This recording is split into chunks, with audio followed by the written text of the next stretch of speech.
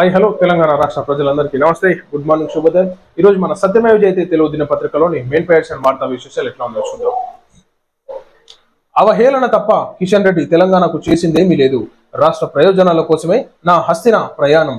ఆ గాంధీ భవన్ మీడియా సమావేశంలో సీఎం రేవంత్ రెడ్డి అవహేళన తప్ప కిషన్ రెడ్డి తెలంగాణకు చేసిందేమీ లేదని చెప్పేసి మన ముఖ్యమంత్రి కేసీఆర్ గారు అంటున్నారు.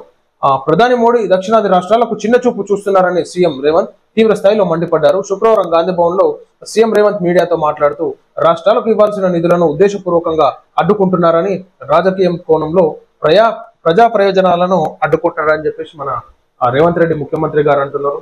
సో మరి రేవంత్ రెడ్డి గారు సెంట్రల్ ప్రభుత్వం ఏది చేసినా కానీ ఇంతవరకు ఏ విధమైనటువంటి సహకారం అందిస్తలేరు. సో ప్రతి ఉన్నటువంటి తెలంగాణ రాష్ట్రం ఇచ్చినటువంటి పథకాల్లో కేంద్ర ప్రభుత్వం ఏ విధమైనటువంటి సహకారం అందిస్తలేదు. ఒక మాట చెప్పుంది. ఈనాడు ఫోటోల కాడ పంచాది, రేషన్ బియ్యంల కాడ పంచాది, ముసలోళ్ళకి పింఛన్లు ఇవ్వాలన్నా పంచాది. దాంట్లో కేంద్ర ప్రభుత్వం ఏ విధంగా సహకరిస్తలేదా? ఒక మాట చెప్పు, ప్రజలకు కూడా అర్థం కావాలి కదా. ఎందుకంటే కేంద్ర ప్రభుత్వం ఇచ్చేది ఇస్తుంది అని చెప్పాలి, కానీ కేంద్రం నుంచి ఏ విధమైనటువంటి సపోర్ట్ లేదు. మొత్తం తెలంగాణ రాష్ట్రం నుంచి మేమే ఇస్తున్నామని చెప్పేసి మీరు అంటుంటారు అనమాట. గడువు తర్వాత ఏ పాకిస్తానీ దేశంలో ఉండనివ్వకండి, సీఎంలు అందరికీ ఫోన్లో అమిత్ షా పిలుపు. కేంద్ర హోంశాఖ మంత్రి అమిత్ షా శుక్రవారం అన్ని రాష్ట్రాల ముఖ్యమంత్రులకు ఫోన్ చేసి దేశం వీడేందుకు నిర్దేశించిన గడువు తర్వాత ఏ పాకిస్తానీ భారత్ లో ఉండనివ్వరాదని ఆదేశించినట్లు అభిజ్ఞ వర్గాలు వెల్లడించాయి. పాకిస్తానీలకు జారీ చేసిన అన్ని వీసాలను ఈ నెల 27 నుంచి రద్దు చేస్తున్నట్లు భారత్ అయితే పాకిస్తానీయులు అందరు వెళ్ళిపోవాలి. ఎందుకంటే ఈనాడు యుద్ధ వాతావరణం స్టార్ట్ అయ్యేటటువంటి సంకేతాలు ఉంటున్నాయి. కాబట్టి ఈనాడు అన్ని నిర్ణయాలు తీసుకొని అందరూ సంఘటితమై, సో అన్ని రాష్ట్రాల ముఖ్యమంత్రులు కానీ అధికారులు కానీ సో ప్రతి ఒక్కరు నిర్ణయాలు తీసుకొని దీనికి ముందు పోతారు. సో దానికి రాహుల్ గాంధీ గారు కూడా సానుకూలంగా స్పందించినారు. ఈ ఉగ్రవాద నిర్మూలనకు ఖచ్చితంగా చర్యలు తీసుకోవాల్సిందే. ఈనాడు ఈ ఉగ్రవాదుల వల్ల మత ఘర్షణలు జరుగుతున్నాయి భారతదేశంలో. పాకిస్తానీలో ఈనాడు మనం చూసుకోవచ్చు, ముస్లింలని విడిచిపెట్టడం కానీ, హిందువులను పైన టార్గెట్ చేయడం కానీ, సో ఈ విధమైనటువంటి సంఘటనలు కరెక్ట్ కాదు. సో దీనిపైన ఖచ్చితంగా చర్యలు తీసుకోవాల్సిందే అని చెప్పేసి రాహుల్ గాంధీ గారు కూడా స్పందించారు. కాబట్టి సో ఉన్నటువంటి వీసాలన్నీ క్యాన్సిల్ చేస్తూ వాళ్ళందరికీ టైం ఇచ్చి 27 తారీఖు వరకు ఎవరి కంట్రీలకు వాళ్ళు వెళ్ళిపోవాలి, భారతీయులను కూడా ఇండియాకి రమ్మని చెప్పారు. సో ఇక మరి పరిస్థితులు ఎట్లుంటాయో ఊహించుకోవాలి మనం. ఉగ్రవాదంపై భారత్ సమైక్య పోరు సాగించాలి, శ్రీనగర్ లో రాహుల్ గాంధీ. ఇది పహల్గాం ఉగ్రదాడి వెనుక వ్యూహం దేశ ప్రజలను చీల్చడం అని, ఉగ్రవాదాన్ని శాశ్వతంగా ఓడించేందుకు భారత్ సంఘటితంగా నిలవడం తప్పనిసరి అని లోక్సభలోని ప్రతిపక్ష నాయకుడు రాహుల్ గాంధీ శుక్రవారం ఉద్ఘాటించారు. అది దుర్భర విషాదం, ఏమి జరుగుతుందో తెలుసుకుని సాయం చేయడానికి అక్కడికి వచ్చాను. జమ్మూ కాశ్మీర్ ప్రజలందరూ ఈ భీకర దాడిని ఖండించారన్నట్టు రాహుల్ గాంధీ గారు కూడా చెప్పడం జరుగుతుంది. కాబట్టి సంఘటితంగా అందరం ఏకం కావాలి. ఎస్, ఈనాడు ఎలక్షన్స్ అప్పుడు కానీ విభేదాలు విమర్శలు ఏదో జరుగుతుండొచ్చు, కానీ ఈనాడు ఇలాంటి ఉగ్రదాడులు ఘటనల వెనుక అందరం ఐక్యమై దీన్ని పోరాడాల్సిందని చెప్పేసి స్పందించారు, సపోర్ట్ కూడా చేస్తూ ఉన్నారు.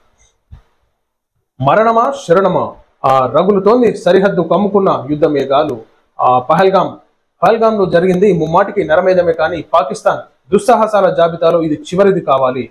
సీమాంతర తీవ్రవాదానికి దీంతోనే ఫుల్ స్టాప్ పడాలి. మరోసారి పాకిస్తాన్ భారత్ వైపు కన్నెత్తి చూడకూడదు, కశ్మీర్ గురించి మాట్లాడనేకూడదు. ఒకవేళ సైనిక చర్యలతోనే పాకిస్తాన్ దారికొస్తుందని భావిస్తే ప్రస్తుతానికి భారత్ ముందుండే మల్టిపుల్ ఆప్షన్లు ఏంటి?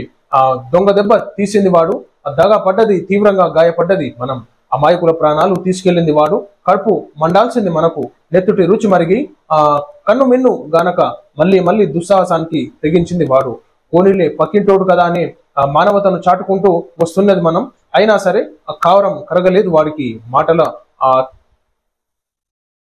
మాటలు తూలుతోనే ఉన్నాడు, మరి యుద్ధంతోనే బుద్ధి చెప్పాల్సిన సమయం వచ్చేసిందా అన్నట్టు మనకి ఇక్కడ చూసుకోవచ్చు. మరి మాటలతోనే సరిపోతలేదు, ఇక తూటాల దెబ్బలకే వాళ్ళు సెట్ అవుతారంటే ఖచ్చితంగా ముందుకు పోయేటటువంటి పరిస్థితి భారతదేశం నిర్ణయం తీసుకుంటుంది, ఇది నరేంద్ర మోడీ గారు. సో వాళ్ళకు ఈనాడు ఎన్నిసార్లు ఛాన్స్ ఇచ్చినా, ఎన్నిసార్లు అవకాశాలు ఇచ్చినా, ఎన్నిసార్లు సంప్రదింపులు చర్చలు జరిపినా సరే కానీ అప్పుడు ఇక గొర్రెతలకాయలు ఊపినట్టే ఊపుతారు, తర్వాత మళ్ళీ చేసే పని మళ్ళీ చేస్తూనే ఉంటారు. ఎన్నోసార్లు ఆ కాల్పుల విరమణ ఒప్పందాలు విరమించుకొని ఆ ఉగ్రవాద సంస్థను పోషించడం కానీ ఇదంతా పాకిస్తాన్లకు చాలా మైనస్.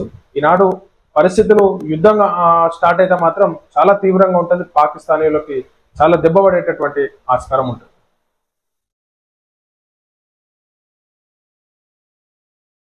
ఇండో పాక్ ఉద్రిక్తల నడుమ త్రివిధ దళాల ఉమ్మడి వ్యూహం, భారత్ సైన్యం అప్రమత్తం. భారత్ సైన్యం ఎల్ఓసి వెంట అపూర్వ సన్నాహం, వైమానిక దళం ఆకాశంలో అప్రమత్తత, ఉమ్మడి వ్యూహం సమగ్ర సన్నద్ధత, నావిక దళం సముద్ర సరిహద్దులో బలోపేతం అన్నట్టు చూసుకోవచ్చు. అన్ని వైపులా కూడా ఈనాడు యాక్టివ్ గా ఉన్నారు అధికారులు. తెలంగాణకు వచ్చిన పాక్ పౌరుల వాగా సరిహద్దు దాటాలి డీజీపీ. ఈ నెల 30 లోపు వాగా సరిహద్దు దాటాలి డీజీపీ జితేందర్ గారు కూడా. ఎందుకంటే అమిత్ షా గారు ప్రతి ఉన్నటువంటి అధికారులకి, పోలీసు అధికారులకి, ఉన్నత అధికారులకి, ప్రతి ఉన్నటువంటి భారతదేశంలో అందరు ముఖ్యమంత్రులతోని మాట్లాడడం జరిగింది. సో అందరూ నిర్ణయాలు తీసుకోవాలి, అందరు అధికారులు దానికి సహకరించి ఏదైతే పాకిస్తానీలు ఉన్నారో అందరినీ వాళ్ళ యొక్క దేశాలకు పంపించాలని చెప్పేసి చెప్పడం జరిగింది. హైదరాబాద్ వేదికగా ప్రారంభమైన భారత్ సమ్మిట్ 2025. హైదరాబాద్ వేదికగా 2 రోజుల పాటు సదస్సు, 100 దేశాల నుంచి ప్రతినిధుల రాక. సమ్మిట్ లో పాల్గొంటున్న 450 మంది ప్రముఖులు, పెట్టుబడుల అవకాశాలు వివరించనున్న రేవంత్. సమ్మిట్ కు రానున్న మల్లికార్జున్ ఖర్గే, రాహుల్ గాంధీ, ప్రియాంక గాంధీ అన్నట్టు ఇక్కడ చూసుకోవచ్చు. వడ్ల కొనుగోలులో రాష్ట్ర ప్రభుత్వం తీవ్ర నిర్లక్ష్యం, హరీష్ రావు. వడ్ల కొనుగోలు వాస్తవానికి రైతన్నలు చాలా వెయిట్ చేస్తూ ఉన్నారు. సో దయచేసి లేట్ చేయకుండా, ఎందుకంటే వర్షాలు పడితే ఒడ్లు కొట్టుకోవడం, నానిపోవడం, మొలకలు రావడం ఎంత ఉంటుంది కాబట్టి ఖచ్చితంగా ఈనాడు తొందరగా వరి ధాన్యాన్ని కొనుగోలు చేస్తే, గోడౌన్లకు పంపిస్తే రైతన్నలకు కూడా జర డబ్బులు వచ్చినట్టు ఉంటుంది, వాళ్ళు కూడా జర రిలీఫ్ అవుతారు. సో ఇది ప్రజలారా మనం చూస్తాం ఈ రోజు మన సత్యమేవ జయతే తెలుగు దినపత్రికలోని మెయిన్ పేర్షన్ వార్తా విశేషాలు. నమస్తే.